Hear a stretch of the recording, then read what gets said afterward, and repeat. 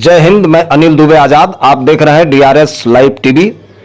आप इसे share, like और सब्सक्राइब करें। हाँ, बेल आइकन दबाना न भूलें ताकि आप जुड़े रहें देश दुनिया की खबरों के साथ साथ अपनी लोकल खबरों से भी, जहां खबरें छिपती नहीं दिखती हैं। Minister. In particular, this FIR which we'll discuss has uncovered, unmasked, unsealed and unveiled the true nature of the BJP and in particular of its numero uno and numero duo. लेकिन ये कहानी जहाँ से शुरू होती है वहाँ से शुरू की जाए। सबसे पहले तो हम आपको भी इस प्रेस कॉन्फ्रेंस वार्ता के बाद आपको हम उसके एक्सट्रैक्ट्स भी देंगे। ये कहानी शुरू होती है जब किस सोच से बनाया गया इलेक्टोरल बॉन्ड, और उसके ऊपर टिप्पणी बड़ी स्पष्ट की है, बड़ी व्यापक की है, पुरजोर तरीके से, एनालिटिकल तरीके से की है उच्चतम न्यायालय ने। 1 वर्ष से ज़्यादा हो गया। मैं उसके आपको 3-4 कुछ पंक्तियाँ पढ़ूंगा संदर्भ के लिए। ये सोच तब की है जब इलेक्टोरल बॉन्ड्स लाए गए थे। उनका उद्देश्य, उनका कारण, उनका पूरा एक परिणाम क्या होना चाहिए, तब सोच लिया गया था। सुप्रीम कोर्ट मेरे शब्द नहीं हैं। The disclosure of the particulars of the contributions may affect the freedom of individuals to the limited extent that the political party with the information could coerce those who have not contributed to them. ये सब शब्द तब के हैं, आज ये विदित हुए हैं, प्रमाणित हुए हैं। Under the current scheme, it is still open to the political party to coerce persons to contribute. Governmental decisions through a seat at the table and quid pro quo arrangements between the contributor and the political formation. ये मैं सिर्फ पंक्तियां पढ़ रहा हूं, मैं पूरा paragraph नहीं पढ़ रहा हूं। आपको पूरे पैरास एक्सट्रैक्ट के रूप में दिए जा रहे हैं हमारे ऑफिस द्वारा। The measure in the electoral bond scheme completely tilts the balance in favor of the purpose of informational privacy and abrogates all informational interests. फिर वापस पैरा के बाद पैरा में क्विड प्रो को का शब्दावली, वाक्य इस्तेमाल किया उच्चतम न्यायालय में। पढ़ नहीं रहा हूं, बहुत सारे ऐसे पैरास हैं। और अंत में कहा है कि इसलिए Thus the amendment to this section दिया उन्होंने 182, manifestly arbitrary for treating political contributions by companies and by individuals alike, by permitting unregulated influence on companies and individuals in the process of governance and violating the principle of free and fair elections, etc. etc. तो ये तो हुआ कहानी की शुरुआत, जिसको यद्यपि मैं दोषारोपण कुछ करना चाहता हूं विलंब के बाद, लेकिन बड़ा स्पष्ट रूप से उच्चतम न्यायालय ने नकारा। अब इसका तीसरा पहलू क्या है? आप ही लोगों ने, यानी प्रेस ने, अभी नहीं पिछले 1 वर्ष के अंदर अनेक सार्वजनिक रूप से नाम, किस्से, कहानियां, फैक्ट्स, तथ्य, डेट सब प्रकाशित की हैं। इसलिए जो मैं कह रहा हूं नया नहीं है। लेकिन क्या पैटर्न क्या रहा है? पहला पैटर्न यह है कि आपने कब लिया इलेक्टोरल बॉन्ड, किस तिथि पे लिया, कितने का लिया, उस लेने के पहले कितनी बार दस्तक दी आपके दरवाजे पे ईडी ने और आईटी ने, उस दस्तक के बाद आपको कितनी प्रताड़नाएं सहनी पड़ी, कभी जेल के अंदर या जेल के बाहर, और उसके बाद ये जादुई छड़ी हुई कि आपने खरीदा इलेक्टोरल बॉन्ड। आपने स्वतः खरीदा, ये आपको विश्वास दिलाया जा रहा है, स्वतः इन्वर्टेड कॉमर्स में है। इलेक्टोरल बॉन्ड खरीदा और उस जादुई छड़ी के बाद या तो आप रिहा हो गए या आपके पूरी कार्रवाई पे ढील दी गई। इसके ये तीसरा पक्ष है। इसके उदाहरण दसों हैं। मेरे काबिल मित्र आपको कई उदाहरण देंगे। एक उदाहरण है गेमिंग के विषय में, हैदराबाद से है। दूसरा उदाहरण है उन व्यक्तियों का जिनके केसेस आपके सामने आए, वो भी हैदराबाद से हैं। उनमें से कोई अप्रूवर बना, किसी ने किस्सा कहानी सुनाई, पहले बिल्कुल विपरीत बोलने के बाद, और अंत में उनको छोड़ा गया या बेल मिली इलेक्टोरल बॉन्ड्स बहुत बड़े बड़े अमाउंट्स के खरीदने के बाद। तीसरा उदाहरण एक ऐसी कंपनी का है जिसको लगता है वो एक ही कंपनी है जो सभी इंफ्रास्ट्रक्चर कॉन्ट्रैक्ट्स ले लेती है भारत सरकार के, जम्मू कश्मीर से लेकर दक्षिण तक जो बड़े बड़े कॉन्ट्रैक्ट्स होते हैं वो वही लेती है।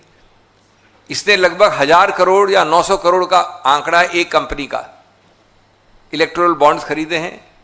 कई कार्रवाई हो रही हैं, हुई, चली, रुक गई, थम गई।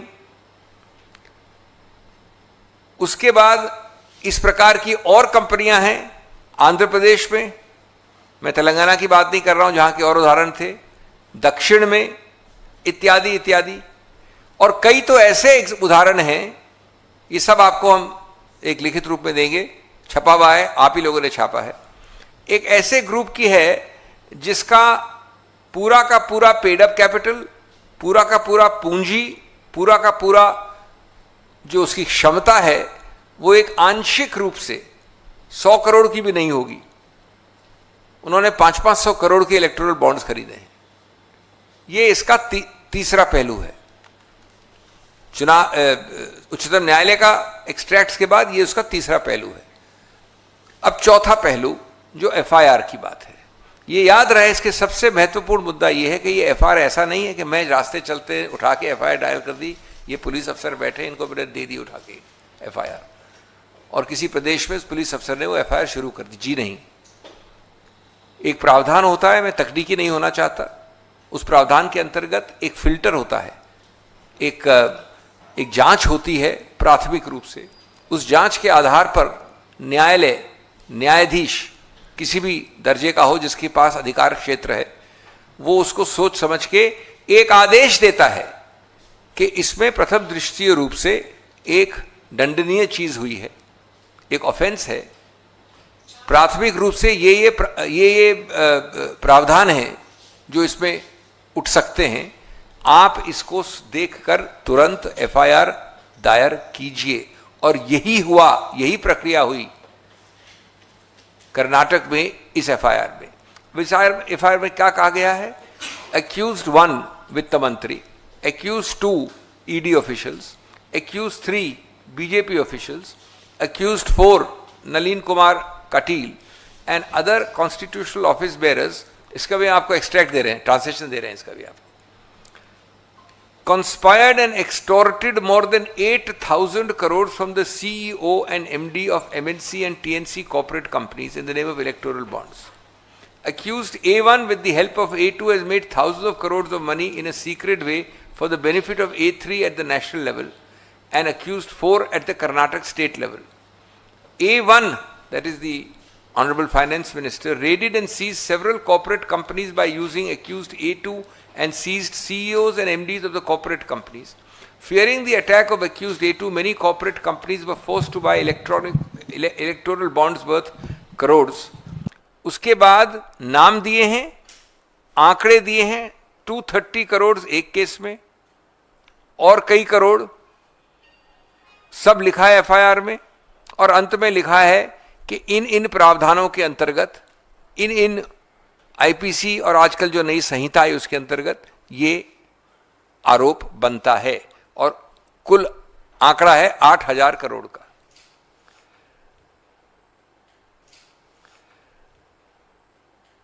मैं ये कहना चाहता हूं कि इसमें से खैर सब उच्चतम लोगों के नाम भी हैं, भारतीय जनता पार्टी के संबंधित लोग हैं, लेकिन ये सर्वविदित है कि वित्त मंत्री का ना अधिकार क्षेत्र है, न हिम्मत है, न पूरा वो अकेली कर सकती हैं।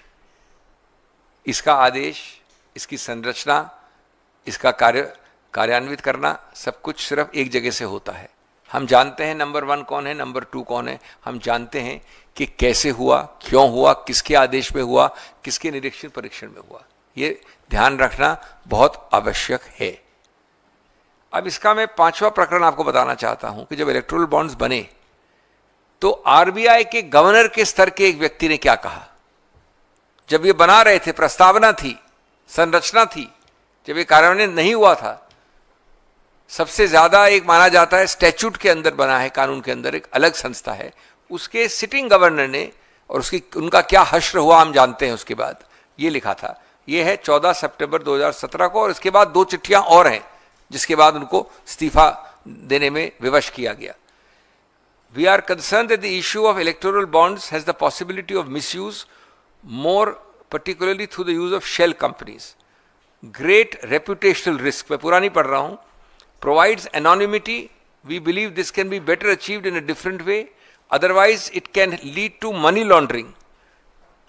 बाद में उन्होंने एक बार और चिट्ठी लिखी जिसमें मनी लॉन्ड्रिंग के बारे में कहा, fraud with serious risk of money laundering. मैं तो कोटेशन कर रहा हूं, मेरे कोई शब्द नहीं है। ये आरबीआई के माननीय गवर्नर लिखते हैं सरकार को, और सरकार उसको डस्टबिन में फेंक देती है, उनको हटा देती है। ये सोच थी। इसका अगला पक्ष जो मेरे वरिष्ठ मित्र से सीधा संबंध रखता है और जिसमें मेरा प्रिविलेज है, कानूनी रूप से मैं पेश हो रहा हूं, इस सबको दायर पायर करने के लिए आपने एक फिक्शन और किया। आप जानते थे कि असंवैधानिक है, आप जानते थे कि जो लोग खड़े हो सकते हैं, बोल सकते हैं, वो इसका विरोध करेंगे, आप जानते थे कि आप इसको राज्यसभा में पारित नहीं कर सकते हैं, तो आपने इसमें एक टैग लगा दिया मनी बिल का। आज तक वो मामला पेंडिंग है, निलंबित है, इनके नाम से केस है, बल्कि जनाब रमेश बनाम सो एंड सो। और मेरा पूरा मानना है कानूनी रूप से, संवैधानिक रूप से, कि किसी रूप से दूर दूर तक ये मनी बिल नहीं बनता। इसका एक विकृत रूप से फ्रॉड करके इसको मनी बिल बोला गया, लेकिन वो उच्चतम न्यायालय निर्णित करेगा। इससे सबसे बड़ा महत्वपूर्ण मुद्दा क्या उठता है, मैं अभी जल्दी ही संक्षिप्त में खत्म करने वाला हूं। एक व्यापक सबसे बड़ा मुद्दा क्या है? मुद्दा है लेवल प्लेइंग फील्ड। आपको मालूम है समतल जमीन एक निष्पक्ष और स्वतंत्र चुनाव के लिए अति आवश्यक है, और निष्पक्ष और स्वतंत्र चुनाव लोकतंत्र के लिए, गणतंत्र के लिए अति आवश्यक है। और गणतंत्र और लोकतंत्र और निष्पक्ष चुनाव और समतल जमीन इसी कारण से बेसिक स्ट्रक्चर, संविधान के मूल ढांचे का एक अभिन्न अंग बन जाते हैं। तो ये उस मूल ढांचे की नींव पर प्रहार करता है, और इस बात को एक प्रकार से 2015 की लॉ कमीशन रिपोर्ट ने पूर्वानुमान कर दिया था, यद्यपि उस वक्त इलेक्टोरल बॉन्ड्स नहीं आए थे। उन्होंने पूरी लॉ कमीशन की रिपोर्ट लिखी है, 255वीं रिपोर्ट, कि आप किसी भी, मैं पढ़ नहीं रहा हूं उसको, कोटेशन को नहीं पढ़ रहा हूं, लेकिन मैं आपको संक्षिप्त बता रहा हूं उसको, मेरे पास सामने कोटेशन है। किसी रूप से येन केन प्रकारेण, तौर तरीके बदलकर, चालाकी से, जहां आप रुपया ले आते हैं, तो रुपया, it is undeniable that financial superiority translates into electoral advantage, and therefore richer candidates and richer parties have a greater chance of winning elections, and so on. ये सीधा हमारे गणतांत्रिक लोकतांत्रिक सिस्टम के ऊपर एक जबरदस्त प्रहार है। तो इसलिए दोस्तों, मैं अपनी बात को अंत करना चाहता हूं ये कहकर कि इलेक्टोरल बॉन्ड्स स्कीम EBS और कुछ नहीं है, सिर्फ एक्सटॉर्शनिस्ट बीजेपी स्कीम EBS, सिर्फ वही है। ये है एक नया वर्जन, एक नया जुमला उस पुराने जुमले के ऊपर, खाऊंगा भी, चुराऊंगा भी, और वसूली के लिए सताऊंगा भी। ये सिर्फ वित्त मंत्री की बात नहीं, जिनको तो तुरंत इस्तीफा देना ही चाहिए। मुझे वैसे दुर्भाग्यपूर्ण रूप से इसका कोई संदेह नहीं है कि वो नहीं देंगी, लेकिन हम पार्टी की हैसियत से, देश की तरफ से पूरे पुरजोर तरीके से उनका इस्तीफा तो मांगते ही हैं। लेकिन क्या इस देश में हम लोग घास खाते हैं कि हमको पता नहीं है कि इसकी जिम्मेदारी कहाँ रुकती है? इसकी शुरुआत हुई जिम्मेदारी वहीं से, उसी घर से जहां इस देश के सब नंबर 1 रहते हैं, और इसका अंत भी, डायरेक्शन भी, इसकी कार्यान्वित करना भी, इसका नियंत्रण भी सिर्फ वहीं से होता है। मैं अंत करूंगा बात दोहराकर माननीय राहुल गांधी जी की, जिन्होंने एक एंटायर करप्शन साइंस की बात की थी इस विषय में, और कहा था कि उन्होंने हमको एक टेक्नोलॉजी सिखाई है, बीजेपी ने एक पूरी साइंस बना दी है कि छापा डालकर चंदे की वसूली कैसे होती है। ये उनके शब्द हैं, काफ़ी निकट अभी हाल में कहे गए हैं। चंदा लेकर ठेका कैसे बांटा जाता है, भ्रष्टाचारियों को धुलने वाली वॉशिंग मशीन कैसे काम करती है, एजेंसियों की वसूली एजेंट बनाकर बेल और जेल को खोल कैसे सकते हैं, इत्यादि इत्यादि। तो ये आपने एक बहुत जबरदस्त षड्यंत्र कॉन्स्पिरेसी देखी है। अंत में दोस्तों मैं ये कहना चाहूंगा कि ये एक न्यायिक शुरुआत है। ये न्यायपालिका और न्यायाधीश द्वारा माइंड अप्लाई कर कर एक शुरुआत, इनिशिएशन है। हम आशा और विश्वास करते हैं कि न्यायिक प्रक्रिया द्वारा जो लोग इस महान षड्यंत्र में, जिसमें सिर्फ एक एफआईआर में 8,000 करोड़ का आंकड़ा है, उनको समन किया जाएगा। अगला स्टेप होता है समन। उनके स्टेटमेंट्स रिकॉर्ड किए जाएंगे और उनके आधार पर उनको गिरफ्तार किया जाएगा। ये फौजदारी कानून का एक ऐसी प्रक्रिया है जो इनके लिए भी बराबर है, हमारे लिए भी बराबर है। यद्यपि पिछले 10-12 सालों में इसका द्वेषपूर्ण इस्तेमाल सिर्फ एक तबके के लिए किया गया है, राजनीतिक प्रतिद्वंदियों के विरुद्ध। लेकिन आज अगर ये केस बनता है सीधा समन्स का, इंटेरोगेशन का, गिरफ्तारी का, तो इससे बेहतर केस कोई हो नहीं सकता। लेकिन मैं समझता हूं कि उससे पहले आंख की शर्म आती है, और आंख की शर्म कम से कम न्यूनतम रूप से ये इस्तीफा तुरंत मांगती है। धन्यवाद। शुक्रिया सिंघवी जी। मैं कुछ बातें कहूँगा पृष्ठभूमि को लेकर। आपको याद होगा 15 फरवरी 2024 को सुप्रीम कोर्ट ने अपना फैसला सुनाया था कि इलेक्ट्रल बॉन्ड स्कीम गैर संवैधानिक है, ये संविधान के खिलाफ है, उसको अनकॉन्स्टिट्यूशनल घोषित किया सुप्रीम कोर्ट ने। इसके बाद 21 मार्च 2024 को सुप्रीम कोर्ट के दबाव के कारण एसबीआई ने, स्टेट बैंक ऑफ इंडिया ने सारी जानकारी पब्लिक में डाल दी। किसने इलेक्ट्रल बॉन्ड खरीदा है, कब खरीदा है और किन किन पार्टियों को फायदा पहुंचा है। ये 21 मार्च 2024 को ये जानकारी प्रकाशित हुई। उसी 2 दिन बाद यानी कि 31 मार्च 2024 को हमारी पार्टी ने उस जानकारी को लेकर पाइथन कोड, आपको याद होगा, पाइथन कोड के इस्तेमाल करके हम लोगों ने 4 रास्ते ढूंढ निकाले जिससे ये षड्यंत्र रचा गया। और मैं आपको याद दिलाना चाहता हूं ये 4 रास्ते क्या थे। पहला रास्ता था चंदा दो धंधा लो, ये सीधा रास्ता था, चंदा दो धंधा लो। दूसरा रास्ता था ठेका लो धंधा चंदा दो। क्या फर्क है इन दोनों में? पहला रास्ता चंदा दो धंधा लो, ये प्रीपेड हो गया। दूसरा रास्ता जो था ठेका लो चंदा दो या रिश्वत दो, उसको कह सकते हैं रिश्वत दो, ये पोस्ट पेड हो गया। तो पहला रास्ता प्रीपेड था रास्ता, दूसरा रास्ता पोस्ट पेड रास्ता था। अब देखिए तीसरा रास्ता क्या था जो इस एफआईआर के संदर्भ में अहम महत्व रखता है, और यह तीसरा रास्ता था हफ्ता वसूली। और यह हफ्ता वसूली का दूसरा नाम पोस्ट रेड, पोस्ट पेड नहीं, पोस्ट रेड। ऐसे कई कंपनियां थी जिन पर रेड हुआ, उन्होंने इलेक्ट्रल बॉन्ड खरीदा और वो छूट गए, ईडी के जाल से छूट गए। तो ईडी का इस्तेमाल, भारी इस्तेमाल हुआ इस तीसरे रास्ते में, यानी कि हफ्ता वसूली रास्ते में, पोस्ट रेड रास्ते में। और चौथा रास्ता था फर्जी कंपनी।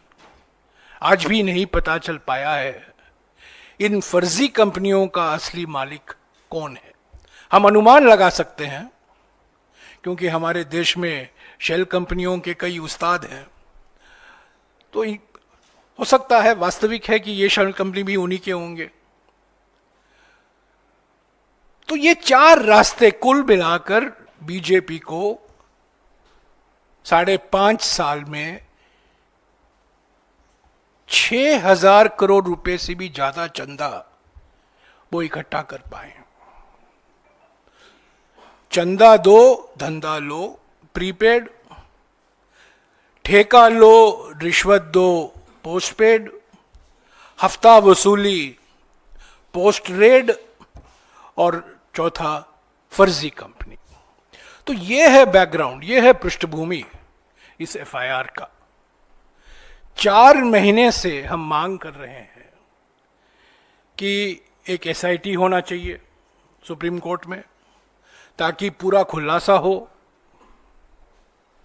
किन्होंने फायदा उठाया है इलेक्ट्रल बॉन्ड का, क्यों इलेक्ट्रल बॉन्ड उन्होंने खरीदा, उन पर क्या धमकियां दी गई थी, ईडी, इनकम टैक्स और सीबीआई का कैसा दुरुइस्तेमाल हुआ, दुरुपयोग हुआ, ताकि कंपनियों को मजबूरी वो इलेक्ट्रल बॉन्ड उनको खरीदना ही पड़ा। हमने ये मांग करते आए हैं।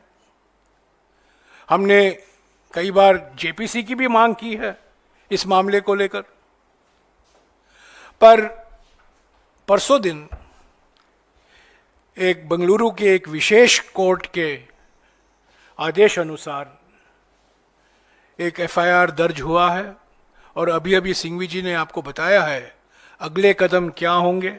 समन्स होगा, स्टेटमेंट रिकॉर्ड किया जाएगा, पर यह बात जो उन्होंने कही है मैं उसको फिर से दोहराऊंगा। इस एफआईआर में हमारे कहने से नहीं, कोर्ट के कहने से ये जो नाम एफआईआर में शामिल किए गए हैं, ये कोर्ट के वजह से, कोर्ट ने कहा है, आदेश दिया है, विशेष अदालत ने आदेश दिया है। एक्यूज नंबर 1 सर्वोपरि देश के हमारे वित्त मंत्री हैं, उनको फौरन इस्तीफा देना चाहिए, नैतिक रूप से, न्यायिक रूप से और राजनीतिक रूप से वो दोषी हैं। ईडी, इनकम टैक्स, ये 2 संस्थाएं सीधे वित्त मंत्रालय से जुड़े हुए हैं, और एसबीआई भी वित्त मंत्रालय के जुरिस्डिक्शन में आता है। तो एक्यूज नंबर 1 जो हमारे यूनियन वित्त मंत्री हैं, भारत के वित्त मंत्री हैं, उनको फौरन इस्तीफा देना चाहिए। ऐसे तो जो कार्रवाई होनी है न्यायिक रूप से, अभी जो सिंघवी साहब ने कहा है वो किया जाएगा, वो चलता रहेगा। पर आज हमारी मांग है इस एफआईआर को मद्देनजर रखते हुए वित्त मंत्री का इस्तीफा अनिवार्य है। शुक्रिया। अगर आपके कुछ सवाल हैं अभी आप पूछ सकते हैं। हाँ जी।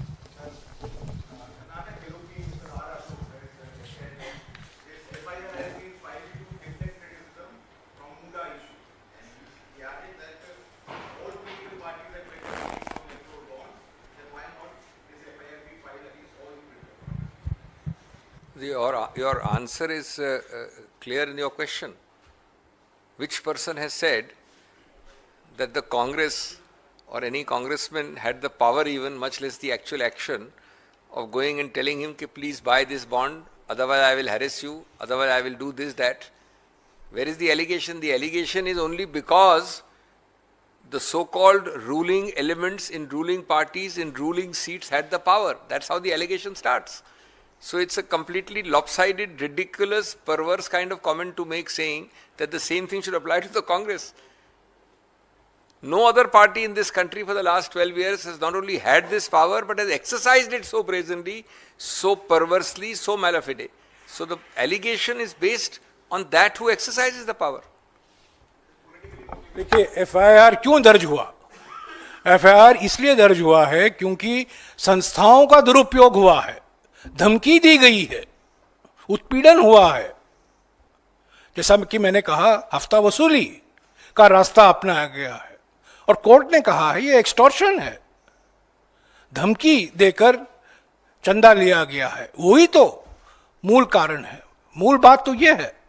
और पिछले 10 साल से ईडी हमारे हाथ, कांग्रेस पार्टी के हाथ में नहीं है, इनकम टैक्स हमारे हाथ में नहीं है, सीबीआई हमारे हाथ में नहीं है, तो हम कैसे इन संस्थाओं का दुरुपयोग कर सकते हैं? अगर इन संस्थाओं का दुरुपयोग हुआ है, जो कोर्ट ने माना है और कोर्ट ने कहा है, तो वास्तविक है कि गुनहगार तो बीजेपी है, बीजेपी पार्टी है, बीजेपी के नेता हैं। तो ये आरोप लगाना नेता प्रतिपक्ष कर्नाटक में अशोक जी के द्वारा बिल्कुल बिना तथ्य है, बेमतलब है। और ये एफआईआर इसलिए दर्ज किया गया है क्योंकि विशेष अदालत ने कहा ये एफआईआर दर्ज करो, ये आदेश दिया गया और उस आदेश अनुसार ये एफआईआर दर्ज हुआ है। कांग्रेस पार्टी, मैं फिर से स्पष्ट कर देना चाहता हूं, कांग्रेस पार्टी का इस एफआईआर से कुछ लेना देना नहीं है। सिर्फ कोर्ट ने आदेश दिया, एफआईआर दर्ज हुआ, हम इसके पीछे नहीं हैं। जो व्यक्ति विशेष अदालत गए थे वो कांग्रेस कार्यकर्ता नहीं है, कांग्रेस का उनके साथ कोई संबंध नहीं है। पर यह बात सही है कि 4 महीने पहले मैंने खुद ये 4 रास्ते ढूंढ निकाले थे पाइथन कोड के द्वारा और ये जनता के सामने हमने रखा था। सभी पार्टियों को इलेक्टोरल बॉन्ड मिला है, पर बीजेपी एकमात्र पॉलिटिकल पार्टी है जिसने ईडी, इनकम टैक्स और सीबीआई का दुरुपयोग करके चंदा इकट्ठा किया है। वो हफ्ता वसूली का रास्ता सिर्फ बीजेपी ही ने अपनाया है और कोई पार्टी अपनाने की स्थिति में नहीं थी, क्योंकि इन संस्थाओं का कंट्रोल इनके हाथ में है और खास तौर से वित्त मंत्री के हाथ में है।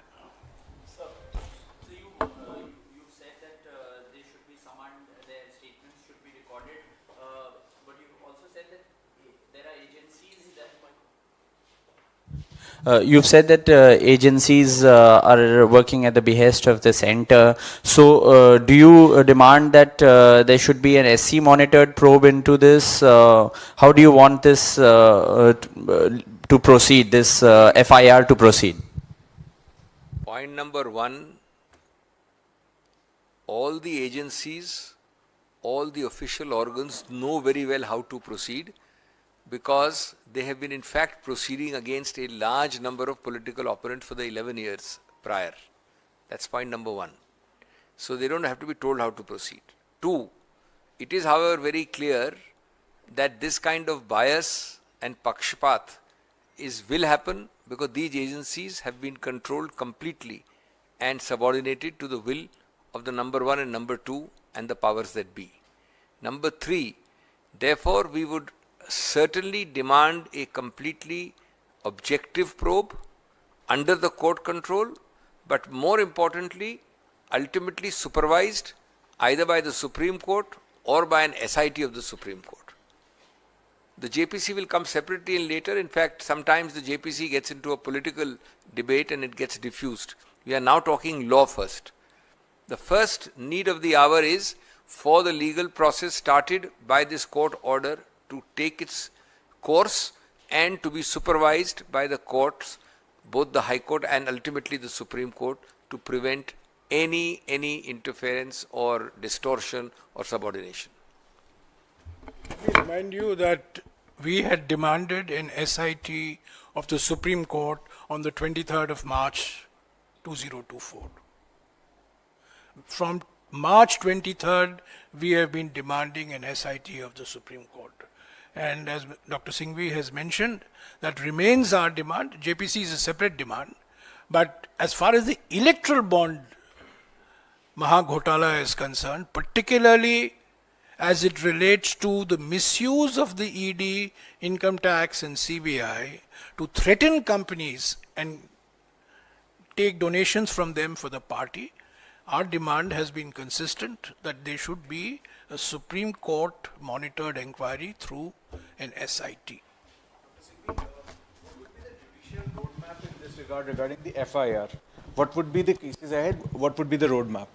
No, I have already said that the normal roadmap of criminal law is first, sufficient facts, application of mind.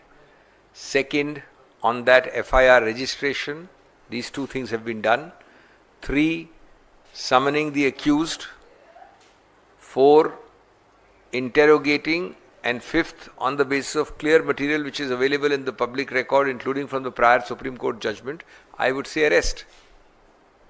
But above this, in the middle of all this, it must be preceded by some small sliver, some small little piece of moral integrity and moral responsibility, which should be resignation.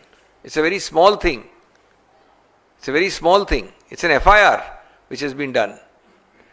And then ultimately, because of the need to have objectivity, because of the way in which every institution has been suborned by this government at the central level and wherever they are in power in the states, the need for the Supreme Court to have an absolutely independent body in the nature of an SIT to monitor it. There are the 6-7 things altogether. Sir, do you think that these irregularities were limited to the present finance minister's tenure, or was it before also? Well, the bulk of the operation of the electoral bonds has been certainly during her tenure, but I would not certainly limit it in any manner. There is no question of limiting facts. When a criminal investigation is warranted under a court order, the criminal investigation has to go back to the root. It is not limited, forget period, it is not limited to incumbents. Its limit can only be the start, the source, the creation and onwards. There is no limitation here in terms of even the Supreme Court order which said, okay, now we are delivering a judgment disclosed from so and so date. This is a criminal investigation. It can and should go back to the source and everybody is covered. Just as a matter of fact, 5 out of the 6 years the electoral bond scheme operated, the present finance minister was the finance minister. Just as a matter of 5 years out of 6 years. In any case, finance minister is a continuing entity. The office of the finance minister is a continuing entity. And the control over the ED, the control over the income tax, the control over SBI in some ways, is all the responsibility of the finance minister of the day. Anybody else? Ambika? Okay. Thank you. हाँ, इसके अलावा नहीं है. Thank you. FIR.